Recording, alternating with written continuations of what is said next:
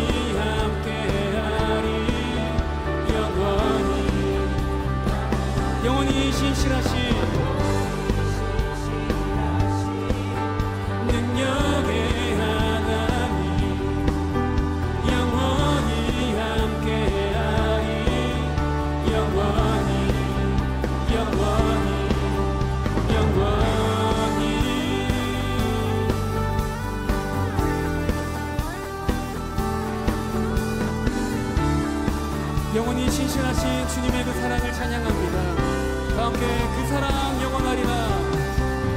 사랑 영원하리라. 그 사랑 영원하리라. 그 사랑 영원하리라. 그 사랑 한 번 더. 주님의 그 사랑이 영원하리라.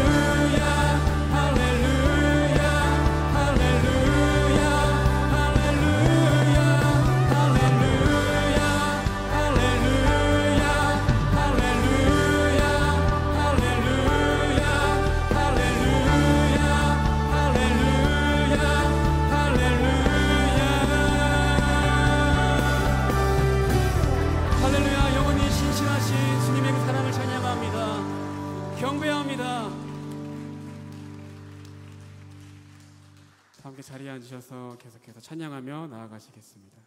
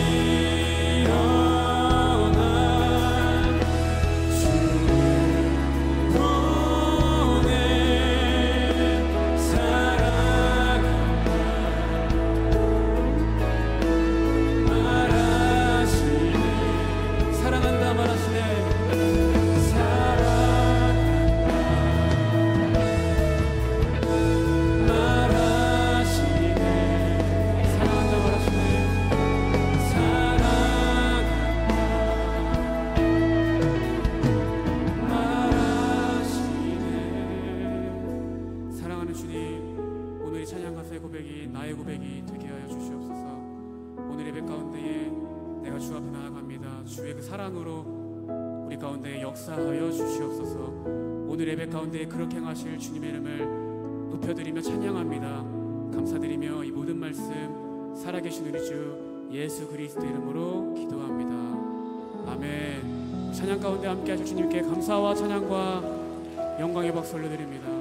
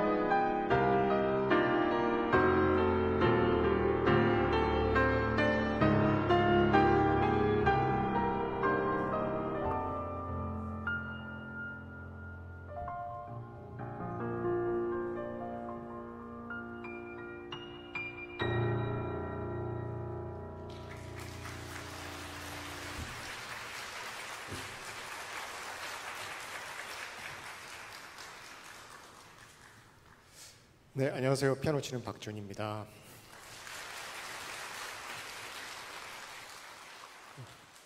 여러분들이랑 가까이 보고 싶은데 너무 멀리 있네요. 피아노가 제가 아마 다른 악기였다면 들고 이렇게 가까이 갔을 텐데 가까이 갈 수가 없어서 많이 아쉽습니다.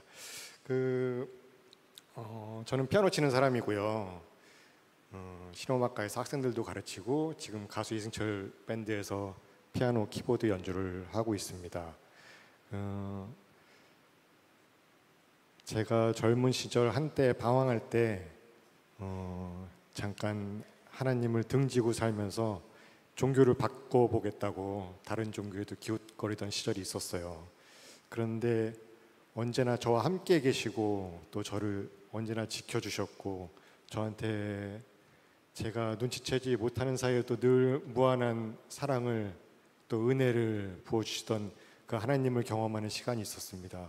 그래서 여러분들도 아무리 힘들고 지치시더라도 언제나 여러분들과 늘 함께 계시는 그 하나님이 계시다는 그 사실을 알고 큰 위로와 희망을 가지시면 좋겠습니다. 그래서 일단 주일 저녁 이 시간에 여러분들을 뵙는 게 너무 감사하네요. 이게 내일부터 또 힘든 한 주간의 삶을 살아갈 텐데 그동안 그러니까 지난 일주일의 그 힘든 지친 삶에 또 위로가 되고 내일부터 또 힘차게 살아가실 한 주간에 또 희망을 품는 그러한 시간이 되시면 좋겠습니다. 감사합니다.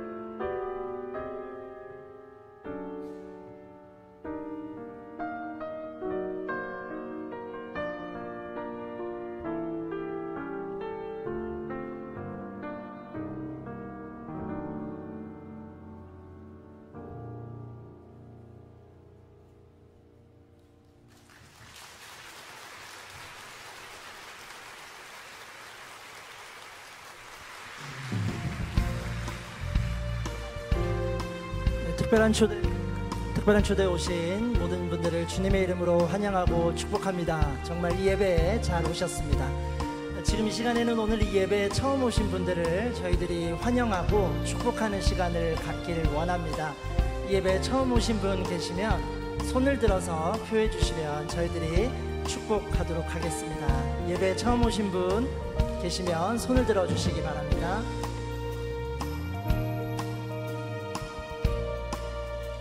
처음 오신 분 계실까요? 네, 1층 오른편 뒤편에 계시네요. 잘 오셨습니다.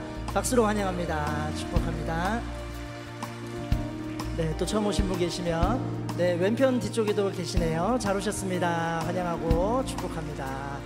네, 또 예배 처음 오신 분 네, 중앙 뒤편에도 계시네요. 잘 오셨습니다. 환영하고 축복합니다. 또 예배 처음 오신 분 계시면 네, 손을 들어주시면 저희들이 축복하기를 원합니다.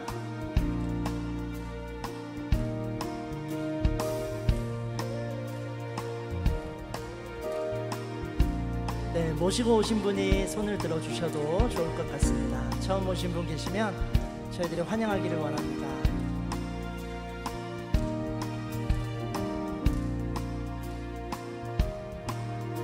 네, 뒤편에서 또 한 분 들어주셨네요. 잘 오셨습니다. 환영하고 축복합니다. 네, 오늘 처음 오신 분들께서는 자리에 잠시 일어서 주시면 저희들이 찬양으로 축복하고 선물 전달하도록 하겠습니다. 찬양으로 축복하겠습니다. 너는 하나님의 사랑, 아름다운 하나님의 사랑. 나는 널 위해 기도하며 내 길을 축복할 거야. 너는 하나님의 선물, 사랑스러운 하나님의 열매, 주의 품에 꽃 피운 나무가 되어줘. 나무가 되어줘. 박수로 축복하겠습니다. 잡으셨습니다. 네, 이 시간에는 저희가 한 번 더 축복하기를 원하는데요. 이번에는 괜찮습니다. 이유를 이야기하지 않으셔도 괜찮은데 오늘 나에게 누군가로부터 축하받을 일이 있다거나 나에게 좋은 일이 있다라고 하시는 분께서는 용기를 내어서 손을 들어주시면 저희들이 찬양으로 축복하고 또 선물 전달하기를 원합니다. 이유를 얘기하진 않으나 내가 오늘 축하받을 일이 있거나 또 나에게 좋은 일이 있다라고 생각되시는 분은 용기를 내어서 한번 손을 들어주시면 저희들이 축하하기를 원합니다. 혹시 계시면 한번 손을 들어주시겠습니까? 네, 가운데 계시네요. 네, 박수로 축복하겠습니다. 네, 또 혹시 네, 축하받을 일이 있다거나 또 나에게 좋은 일이 있다, 감사한 일이 있다 생각되시는 분들은 용기를 내어서 한번 손을 들어주시면 좋겠습니다.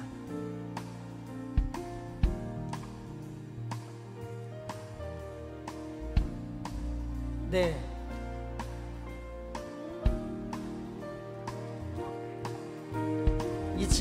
네, 2층에 일어서신 거죠? 네, 저희가 한번 박수로 축복하도록 하겠습니다. 네, 또 계실까요? 네.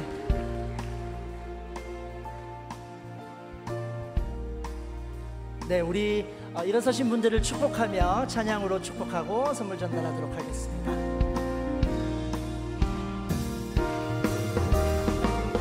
너는 하나님의 사랑, 아름다운 하나님의 사랑. 나는 널 위해 기도하며 내 길을 축복할 거야. 너는 하나님의 선물, 사랑스러운 하나님의 열매, 주의 품에 꽃 피운 나무가 되어줘. 나무가 되어줘. 큰 박수로 축복하고 축하하도록 하겠습니다. 네, 자리에 앉으시면 되겠습니다. 오늘 처음 오신 분들께서는 예배 후에 자리에 잠시 기다려 주시면 저희 스태프들과 인사 나누고 돌아가시면 좋겠습니다. 또 교회 등록이나 기타 궁금하신 부분들이 있으시면 저희 안내 데스크를 방문해 주십시오. 저희들이 잘 설명해 드리도록 하겠습니다. 6월 한 달 동안은 저희가 특별한 초대라는 주제로 말씀을 나누고 또 예배를 함께 드리고 있습니다. 아울러서 이 주제에 맞게 저희들이 특별한 초대의 시간을 진행하고 있는데요. 이 예배를 드리시면서 또 함께 하고 싶은 이들, 마음에 생각이 나고 또 떠오르는 분들이 계시면 저희들이 초대하고 또 함께 예배 드리기를 소망하는 그런 시간으로 진행하고 있습니다. 들어오실 때 받으셨던 예쁜 초대 카드에 여러분들께서 이름과 또 정보를 기입하셔서 제출해 주시면 꼭 이번이 아니더라도 우리 그 영혼들과 함께 예배할 수 있는 그 때를 기다리며 저희들이 기도로 함께 돕고 중보하는 시간을 가지려고 합니다. 예배에 초대하고 싶은 분들 또 생각나시는 분들이 계시면 초대 카드를 작성해 주셔서 저희 안내 데스크에 제출해 주시기를 바랍니다. 이어서 6월 주제 영상을 보시고 다음 순서로 진행하도록 하겠습니다.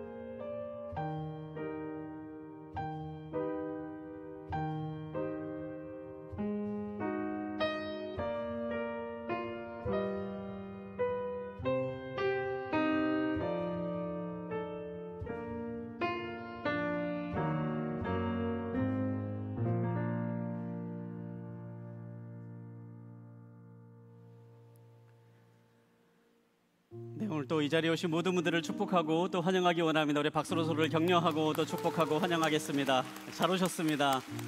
네, 잘 오셨습니다. 네, 오늘 이 시간에 중요한 광고 한 가지 드리고 또 함께 말씀을 나누려고 하는데요. 다음 주일 6월 22일부터 4주 동안 우리 예배가 마친 이후에 온누리교회 새가족 등록과정 4주 과정을 진행하려고 합니다. 등록교인이 된다라는 것은 이제 공식적으로 이 온누리교회의 한 가족으로서 공동체 안에 속하겠다라는 그런 표현인데요. 그동안에 여러 가지 이유로 인해서 이 등록 과정을 미루고 계신 분이 있다면 이번 기회에 함께 참여할 수 있으면 좋겠습니다. 저희가 그동안에 저희들에게 이제 등록을 원하신다라고 이렇게 문의하시는 분들에게 일요일 오전에 있는 이제 새가족 등록 과정을 저희가 소개시켜드리고 또 연결시켜드렸는데요. 이번에는요 저희 예배 마치고 특별히 4주 동안 진행을 합니다. 그래서 이번 기회에 그동안 미뤄두셨던 분들 함께 하면 좋겠습니다. 온누리교회 가족으로 또 새가족 등록 과정으로 또 여러분들을 뵐 수 있으면 좋겠습니다. 신청은 나가실 때 저희 안내 데스크에 말씀해 주시면 저희 또 스태프들이 잘 안내해 드리도록 하겠습니다.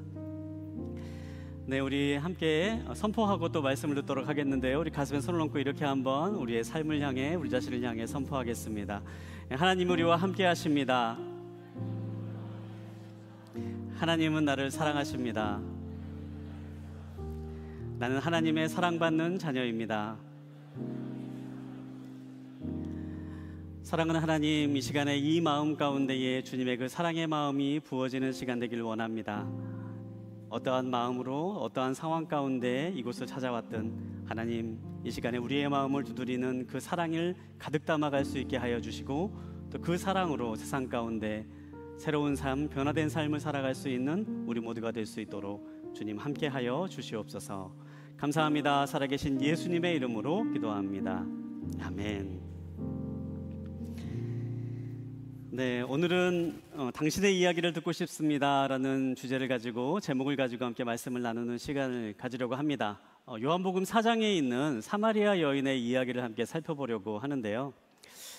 사실 성경에는 이 여인이 어떠한 여인인지 또 이름도 나와 있지 않고 또 정확하게 기록을 하고 있지 않지만 예수님과의 짧은 만남의 시간을 우리에게 의미 있는 시간으로 그렇게 전달해 주고 있습니다. 사람들이 이해하지 못했고 또 사람들이 돌봐주지 않았고 사람들이 알아봐주지 않았던 한 여인이 예수님을 만남으로 인하여서 새로운 삶을 발견하고 나아가게 된 이 요한복음 4장에 나와 있는 이 이야기를 살펴보면서 이 시간에 우리의 이야기를 듣기 원하시고 또 우리의 삶에 찾아오시고 우리를 또 새로운 삶의 자리로 인도하시는 그 예수님을 알게 되고 또 만나게 되는 그런 축복의 시간이 함께 하기를 간절히 소망합니다. 오늘 함께 나눌 말씀은 요한복음 4장 5절부터 42절까지 나와 있는 말씀인데요. 집에 돌아가셔서 한번 이 말씀들을 한번 자세히 한번 읽어보시면 또 다른 은혜가 있을 것 같습니다. 근데 저희가 항상 예배를 시작하면서 말씀을 시작하면서 성경을 함께 봉독하고 함께 이제 봉독한 이후에 말씀을 시작하는데요. 오늘 본문에 있는 말씀은 너무 많아요. 너무 길어요. 4장 5절부터 42절까지 있는 굉장히 긴 이야기이기 때문에 이 시간에 이 말씀들을 다 봉독할 시간은 부족해서요. 그래서 이 말씀을 잘 담고 있는 한 드라마가 있어서 이 시간에 드라마 클립들을 짧게 보고 함께 말씀을 나누려고 합니다. 이 드라마는 미국에서 만들어진 드라마고요. 더 초즌이라는 드라마입니다. 혹시 이제 유튜브로 영상으로 함께 예배 드리시는 분들은 이 시간에 저작권 문제로 함께 보시기가 좀 어려운데 유튜브 검색창에 더 초즌 사마리아 여인 이렇게 치시면 이 시간 이후에도 영상을 함께 보실 수가 있습니다. 먼저 짧은 영상 클립을 함께 보신 이후에 또 계속해서 말씀을 나누도록 하겠습니다.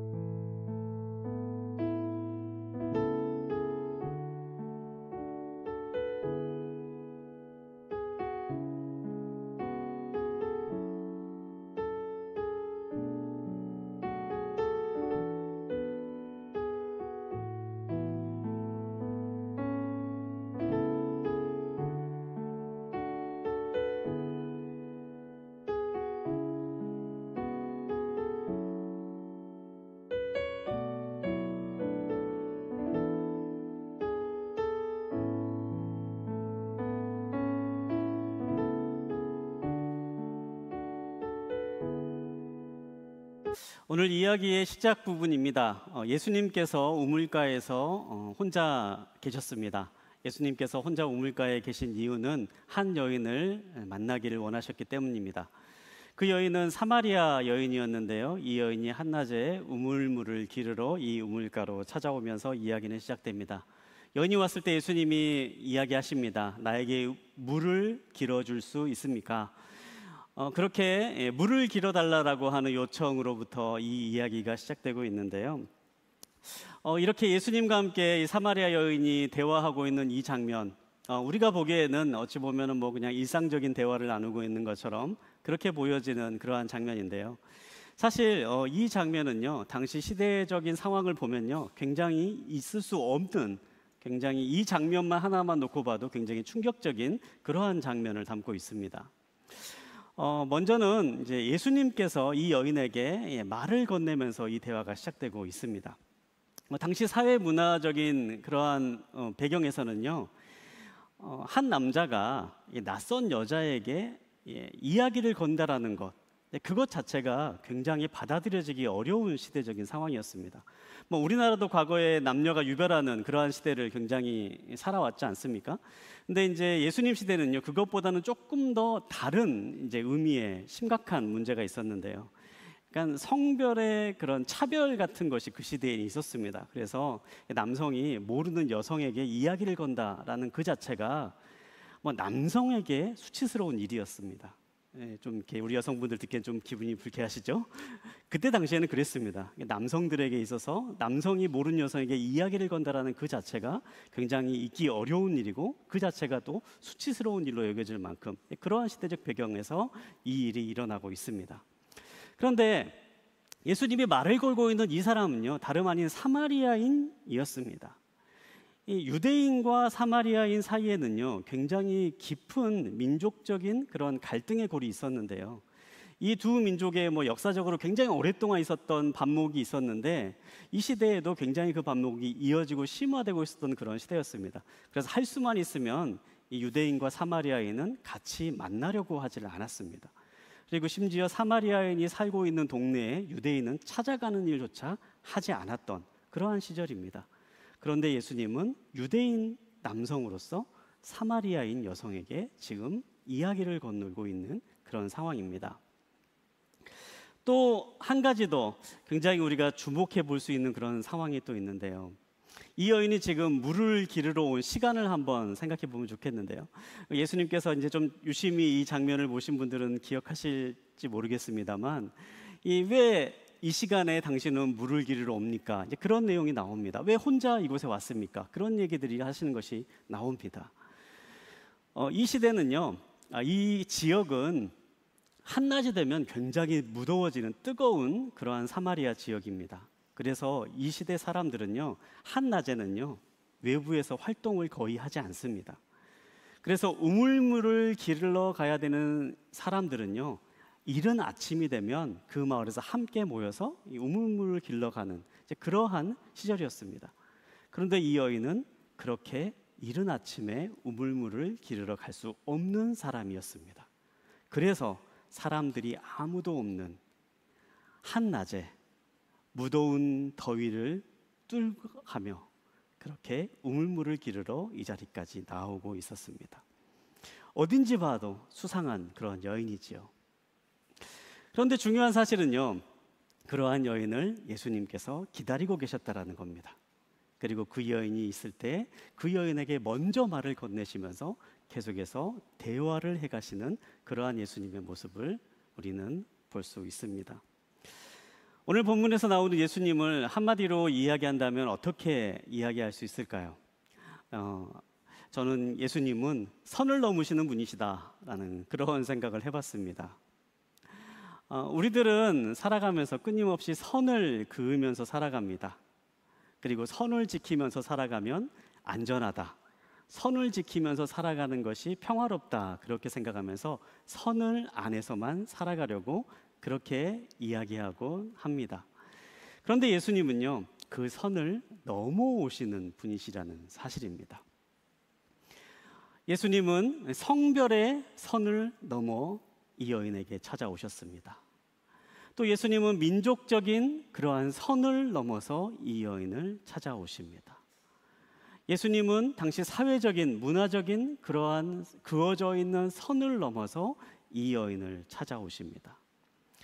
예수님은 선을 넘어서 찾아오시는 분이시고 모든 상황과 환경을 뛰어넘어서 찾아오시는 분이십니다.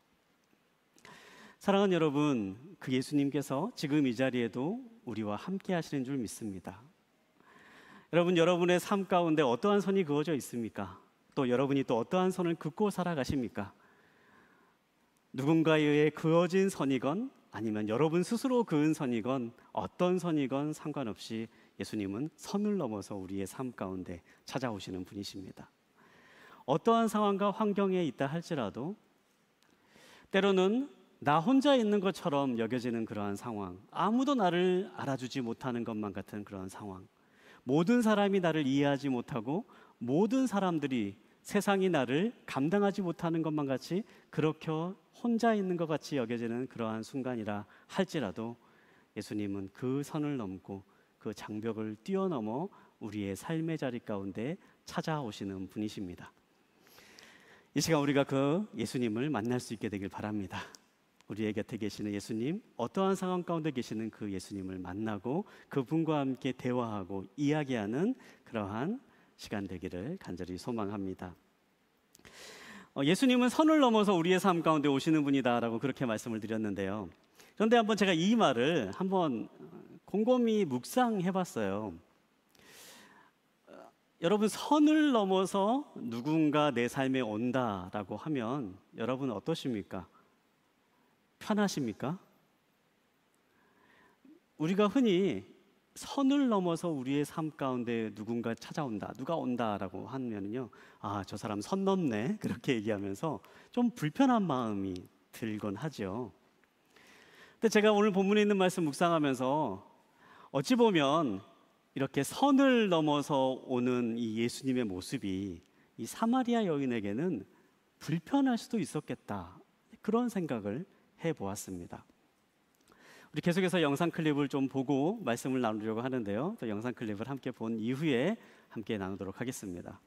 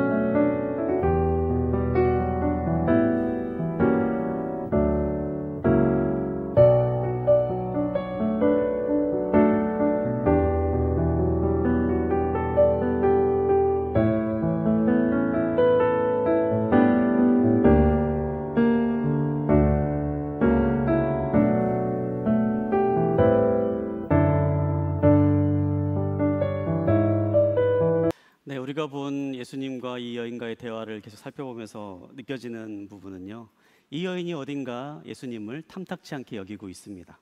계속해서 불편해하고 있고 자신에게 이야기하는 예수님의 그 질문들을 불쾌해하고 있는 그러한 모습을 느껴집니다. 이 여인의 지금 상황을 한번 생각을 해보면요, 정말 이 여인이 어쩌면 예수님이 이렇게 말을 건네는 것 자체가 굉장히 싫었겠다, 이제 그런 생각을 해봅니다. 여러분, 어떤 상황입니까? 이 여인이 지금 한낮에 물을 기르러 우물가에 왔습니다. 그런데 웬 처음 본 사람이 갑자기 대뜸 물을 하나를 떠달라라고 이야기합니다. 한낮에 더워 죽겠는데 갑자기 물을 떠달라고 하는 누군가를 만나면 그 순간에 별로 기분이 좋지 않을 것 같은데요. 그런데 그렇게 말을 하는 사람이 바로 유대인 남자인 거죠. 가뜩이나 평소에라면은 마주치기도 싫은 그러한 사람, 유대인이 갑자기 자기에게 날씨도 더운데 물을 떠달라라고 그렇게 이야기하면서 자꾸 말을 건네고 있는 겁니다. 이것 자체만 해도 굉장히 이제 귀찮은 이제 그러한 상황인데요. 근데 사실 이 이야기를 조금 더 우리가 생각을 해보면요, 이 여인이 정말 이때 느꼈을 그런 부담스러움은 더 큰 수준의 부담스러움, 더 큰 불편함, 불쾌함이 아니었나 생각을 해봅니다. 영상에도 나왔지만 이 여인은요, 사람들과 함께 어울리지 못하는 그러한 상황 가운데 있었습니다. 그래서 사람들이 함께 물을 떠다는 이른 아침에 우물가에 오지 못하고 사람들이 아무도 없는 한낮에 혼자 우물가에 물을 기르러 왔습니다. 그 이유는 바로 이 여인에게 남자 문제라고 하는 문제가 있었기 때문입니다. 그 마을 사람들이 이 여인의 남자 문제를, 이성에 대한 문제를 계속 지적하면서 불편한 시선을 가지고 있었기 때문이죠. 이성에 대한 문제로 인하여서 굉장히 불편한 시선을 가지고 있었던 이 여인이 선택한 것이 바로 사람들의 눈을 피해서 아무도 없는 시간에 우물가에서 물을 기른 바로 그런 행동이었습니다. 그런데 그때 한 남자가 있는 겁니다. 그리고 그 남자가 자꾸 자기에게 이야기를 거는 거죠. 그러면서 자꾸 대화를 해가려고 하는데, 이 여인의 입장에서는 누군가 혹시라도 이 장면을 보면은 사람들이 나를 어떻게 생각할까, 그런 생각이 드는 거죠.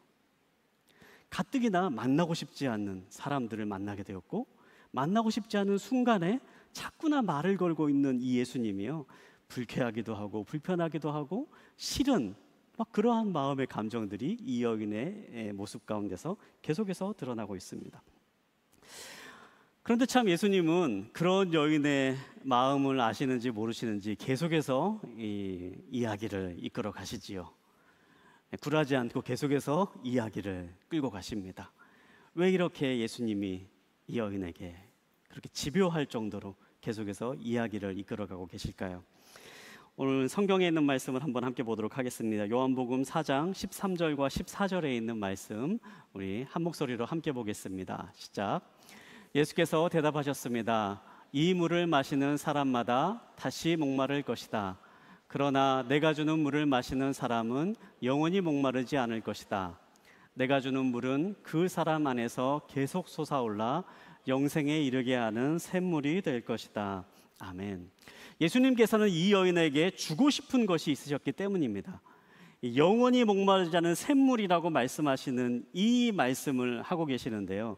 예수님께서 계속해서 이 여인에게 말을 건네시고 어쩌면 불편해하시고 불쾌하고 있는 이 여인에게 계속해서 찾아가시고 다가가시는 그 이유는 바로 이 여인의 삶에 있는 가장 근본적인 문제를 해결해 주시고 이 여인에게 진정으로 좋은 것을 선물해 주길 원하시는 마음이 있으셨기 때문입니다. 우리는 종종 예수님을 생각을 할 때에 예수님은 사랑이 많으신 분, 예수님은 우리를 다 이해하시는 분, 예수님은 우리에게 모든 것을 다 알고 다가오시는 그런 따뜻한 분으로 생각을 하곤 합니다. 그래서 예수님께서 오시는 모습이 항상 우리에게 기쁘고 좋은 순간만 있을 것이다 라고 그렇게 생각하곤 합니다.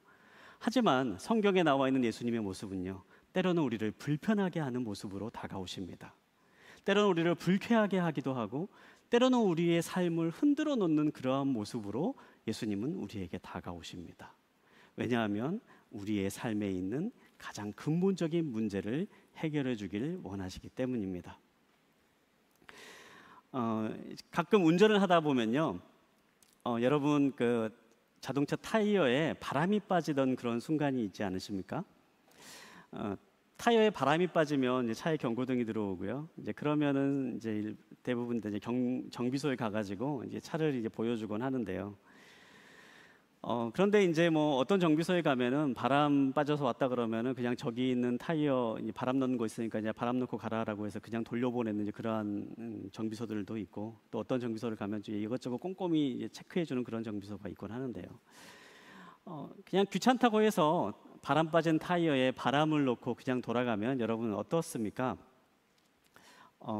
뭐 계절적으로 한겨울이 되면 날씨가 좀 추워지면서 이제 공기압이 줄어들면서 바람이 빠지는 이제 그런 게 아니라면요, 대부분 제 경험상으로는요, 타이어에 바람이 한번 빠지고 바람을 넣으면요, 얼마 가지 않아도 그 타이어에 또 바람이 빠집니다. 바람을 넣어도 얼마 가지 않아도 또 바람이 빠지고요. 그건 타이어에 작게라도 구멍이 뚫려 있기 때문이죠. 우리가 잘 모르지만 타이어에 못이 박혀 있을 때도 있고 작은 구멍들이 있어서 그걸로 인해서 조금씩 바람이 빠지면서 그렇게 타이어의 바람이 계속해서 빠지는 일이 생겨납니다. 구멍이 뚫려 있지 않으면 타이어의 바람은 빠지지 않습니다. 그런데 좋은 정비사는요, 바람이 빠져서 정비하러 왔습니다라고 하면요, 일단 타이어를 굉장히 꼼꼼히 살펴봐 줍니다. 그리고 가장 먼저 차를 들어 올리지요. 그리고 차를 계속해서 돌려보면서 그렇게 어디 이상이 있는 데는 없나 계속해서 살펴봅니다. 그래서 구멍 난 곳이 있으면 구멍을 메꿔주기도 하고, 또 때로는 타이어 자체를 바꿔야 되는 그러한 일들도 하곤 합니다. 굉장히 불편하고 굉장히 그러한 일들을 경험하게 되는 그런 순간인데요. 그런데 만약에 타이어에 바람이 뚫려 있는데도 우리가 그것을 모르고 계속 바람만 계속 넣고 계속 운행하면 어떤 일이 생겨날까요? 결국에 그렇게 문제가 있는 타이어로 계속 운행하다 보면요, 그 일로 인해서 나중에 더 큰 문제가 생겨날 수 있게 되는 거죠. 예수님께서는 우리의 영혼의 정비사가 되시는 분이십니다. 우리는 눈에 보이는 문제만을 바라보고 눈에 보이는 어려움만을 생각하면서 이 부분만 고쳐주십시오, 이 부분만 해결되면 좋겠습니다 라고 그렇게 생각하곤 하지만, 예수님은 우리의 삶에 있는 문제의 한 부분을 보시면서 그 문제 아래에 있는 근본적인 문제를 해결해 주시기를 원하십니다. 그래서 때로는 우리의 인생을 들어 올리시기도 하고 우리의 삶을 이리저리 휘둘러 보시기도 하고 때로는 우리의 상황과 환경을 뒤엎으시기도 하시면서 우리의 삶에 있는 가장 근본적인 문제를 볼 수 있기를 원하시고 근본적인 문제를 해결할 수 있는 길로 우리를 인도해 가시는 것입니다. 사랑하는 여러분, 이제 예수님을 만난 지 얼마 안 되신 분들, 또 그리고 예수님을 만나다가 잠시 멈췄다가 다시 돌아오시는 분들, 그리고 지금 어쩌면 이 자리에 계시는 것 그 자체가 불편하시는 분이 계실 수도 있겠습니다. 그러나 불편하다 할지라도요, 그 시간에 예수님께 여러분의 삶을 내어 맡겨 드릴 수 있게 되길 바랍니다. 예수님은 좋은 분이시고 우리의 삶에 있는 가장 근본적인 문제를 해결해 주기를 원하십니다. 우리의 겉에 드러나는 삶의 문제들만 해결해 주고 도움을 주시길 원하시는 분이 아니시라 우리의 삶의 가장 근본에 있는 가장 문제의 핵심을 채워주시기를 원하십니다. 좋은 영혼의 정비사가 되시는 그 예수님을 신뢰하시길 바랍니다. 그리고 예수님께 나아가시기 바랍니다. 때로는 불편하다 할지라도 계속해서 예수님 앞에 나아가고 예수님의 말씀을 듣기를 사모하고 또한 그 자리를 지켜 나아가는 삶을 살아갈 때에 우리의 삶에 우리를 좋은 곳으로 인도하시는 그러한 주님의 손길을 맛보게 될 줄 믿습니다. 그렇다면 이 여인이 품고 있는 진짜 근본적인 문제는 어떤 문제였을까요? 계속해서 불편한 자리로 이끌어 가신 예수님은요, 그녀가 자신의 삶에 있는 불편한 진실을 마주하기를 원하셨습니다. 그리고 예수님께서 말씀하십니다. 가서 내 남편을 데려오라 라고 말씀하십니다. 남편을 데려오라 라고 하는 이 말을 들은 여인은요, 이렇게 반응합니다. 요한복음 4장 17절과 18절에 있는 말씀 우리 한번 함께 보도록 하겠습니다. 함께 보겠습니다. 시작. 여인이 예수께 대답했습니다. 저는 남편이 없습니다. 예수께서 여인에게 말씀하셨습니다. 내가 남편이 없다고 한 말이 맞다. 실은 저는 내게 남편이 5이나 있었고 지금 함께 사는 남자도 내 남편이 아니니 내가 지금 한 말이 맞구나. 이 여인은 이성에 대한 문제, 남자에 대한 문제를 가지고 있는 사람이었습니다. 이 여인이 이렇게 이성에 대한 문제를 가지게 된 이유는 간단했습니다. 이 여인의 마음 가운데는요, 좋은 남자를 만나면 자신의 삶에 진정한 만족이 있을 것이다 라고 하는 그러한 기대가 있었기 때문입니다. 여인의 삶 가운데는 끊임없는 목마름이 있었습니다. 자신의 삶에 만족을 얻기 위한 그러한 목마름이 있었습니다.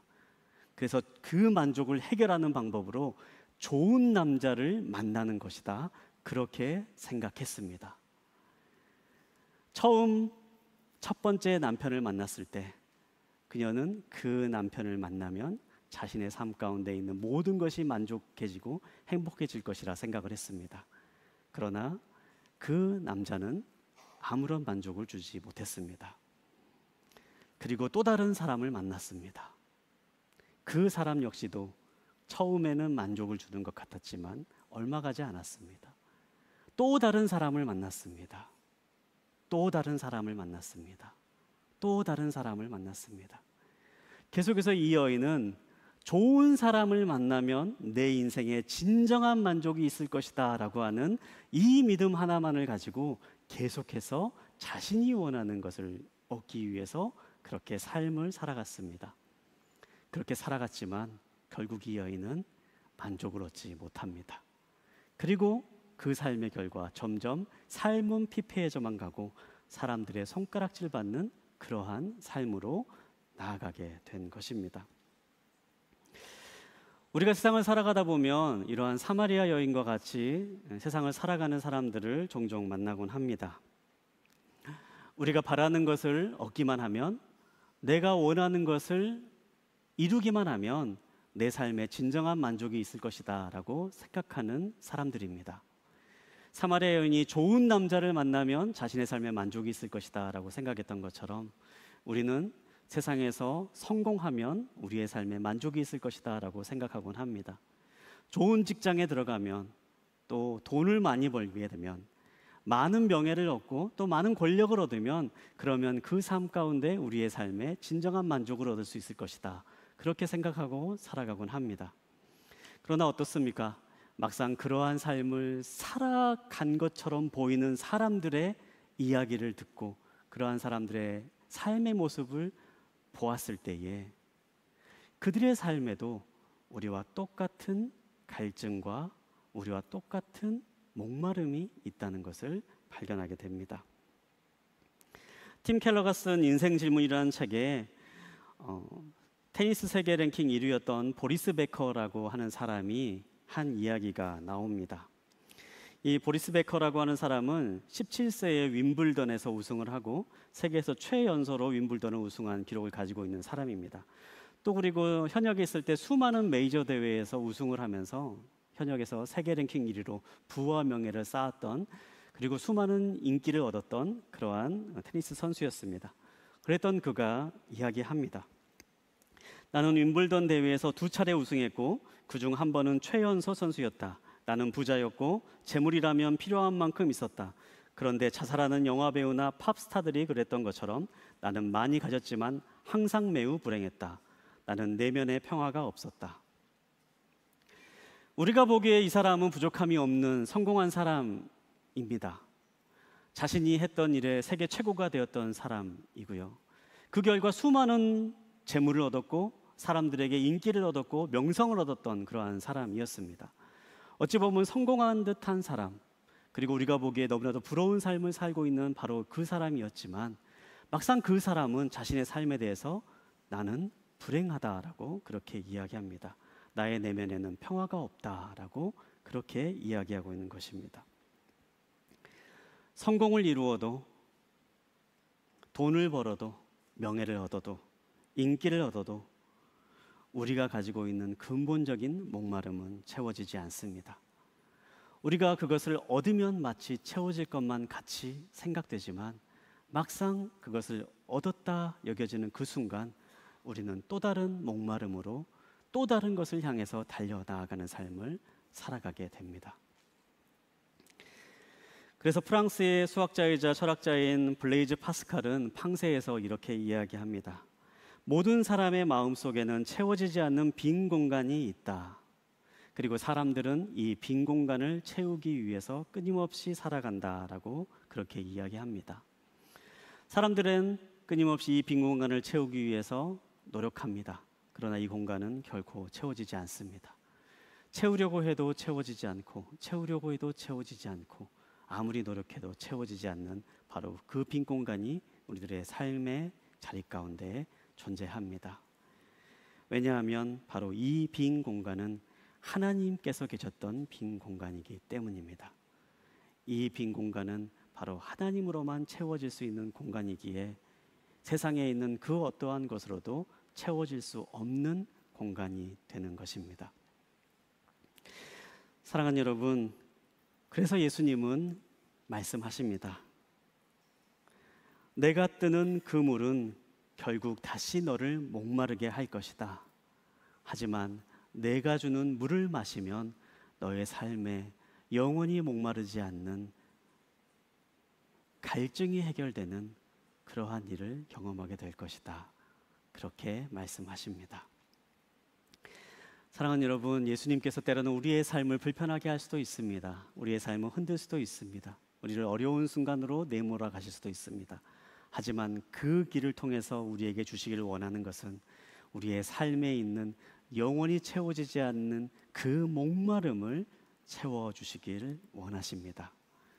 그 목마름이 채워졌을 때에 상황과 환경을 뛰어넘어서 우리의 삶 가운데 주시는 평안을 누릴 수 있고, 그 목마름이 채워졌을 때에 우리가 이 땅 가운데서 하나님께서 예비하시는 진정한 기쁨과 평안을 누릴 수가 있습니다. 우리가 그 자리로 나아갈 수 있게 되길 바랍니다. 이제 마지막으로 영상을 한번 보고 또 말씀을 마무리하려고 하는데요. 이 이야기의 결론 부분을 함께 영상으로 보도록 하겠습니다.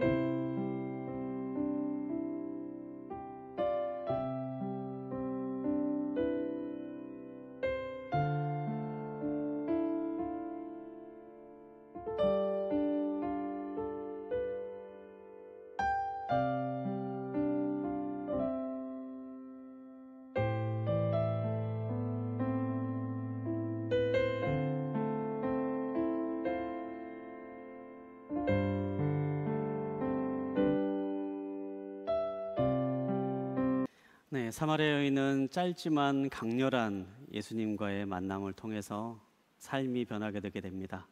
그리고 그녀는 모든 사람의 시선을 피해 도망다녔던 그러한 사람의 삶의 자리에 머물러 있지 않습니다.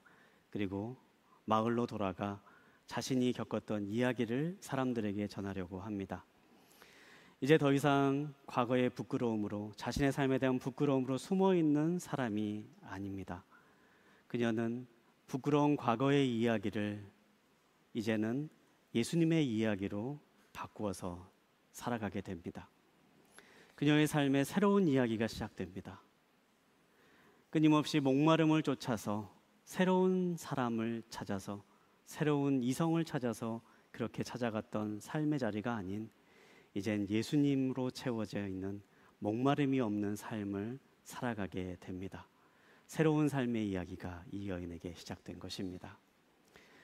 이 자리에 계신 모든 분들, 우리의 곁에도 예수님이 함께 계십니다.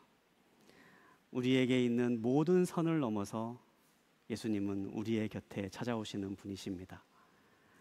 나 혼자 있다라고 여겨지는 그 순간에도, 어떠한 상황과 환경 가운데도 예수님은 그 상황과 환경을 넘어서 우리의 삶의 자리에 오시는 분이십니다. 그리고 우리의 삶의 근본적인 문제를 해결해 주시길 원하십니다. 우리의 삶에 있는 목마름, 끊임없이 해결되지 않는 갈증, 내 삶에 있는 공허함을 예수님은 채워주시길 원하십니다. 그 예수님을 만나실 수 있게 되기를 바랍니다. 그리고 그 예수님으로 인해서 새로운 삶의 이야기를 써내려갈 수 있게 되길 바랍니다. 새로운 삶의 길로, 예수님과 동행하는 그러한 길로 한 걸음 한 걸음 나아가는 이 자리에 계신 모든 분들 되시기를 주님의 이름으로 축복합니다. 함께 기도하겠습니다. 사랑하는 주님, 오늘 사마리아 여인과의 이야기를 함께 나누면서 우리를 향해 찾아오시는 그 예수님의 모습을 우리의 삶 가운데 받아들일 수 있게 되기를 원합니다. 때로는 그 모습이 불편한 모습으로, 때로는 그 모습이 불쾌한 모습으로 여겨질 수도 있지만, 주님, 우리의 삶의 가장 중요한 문제, 가장 근본적인 문제를 해결해 주시기를 원하시는 우리를 향한 사랑의 마음인 줄 믿사오니 주님, 그 마음을 신뢰하며 우리의 마음을 열고 주님 앞에 나아갈 수 있게 되기를 소망합니다. 주님, 우리의 삶에 있는 목마름이 있습니다. 우리의 삶에 있는 해결되지 않는 갈증이 있습니다. 우리의 삶의 근본에 있는 불안함과 두려움이 있습니다. 주님, 이 모든 것들을 채우고도 남는 넉넉한 사랑과 은혜가 예수님께 있는 줄 믿사오니 이 시간에 주님께 의지하며 나아가는 모든 믿음의 식구들 삶 가운데 찾아가 주시고, 그 삶 가운데 주님이 주시는 진정한 만족과 풍성한 은혜를 누릴 수 있도록 함께하여 주시옵소서. 이젠 우리를 구원하신 예수 그리스도의 크신 은혜와 하나님 아버지의 끝없는 사랑과 성령님의 교통하심이 오늘 이 자리에 나와 우리의 삶에 찾아오시는 예수님을 우리의 삶에 받아들이며 주님이 주시는 영원히 목마르지 않는 그 생명의 샘물을 받아 누리는 풍성한 삶을 살기를 소망하며 다짐하는 이 자리에 모인 모든 믿음의 식구들 머리 위에와 그 가정과 일터와 자녀 위에, 이 나라의 민족과 선교사님들 위에 이제로부터 영원히 함께 하시기를 간절히 축원하옵나이다. 아멘.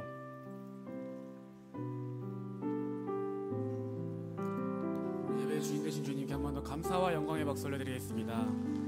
이곳에서의 모든 예배를 마칩니다. 삶의 자리 가운데 승리하시기를 소망합니다.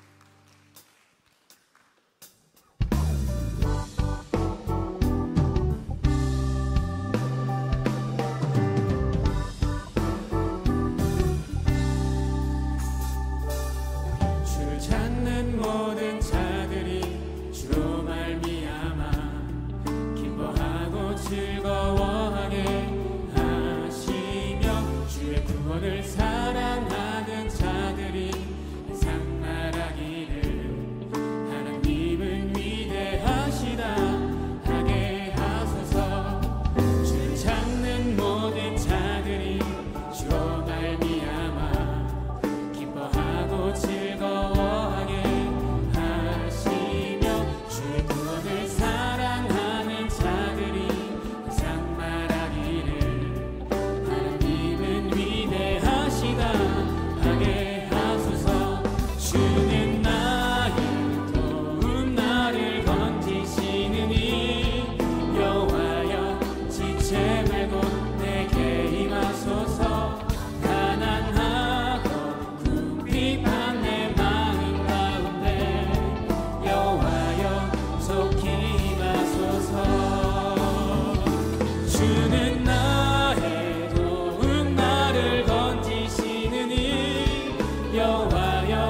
지체 말고 내게 임하소서. 가난하고 궁핍한 내 마음 가운데 여호와여 속히 임하소서. 여호와여 속히 임하소서. 여호와여 속히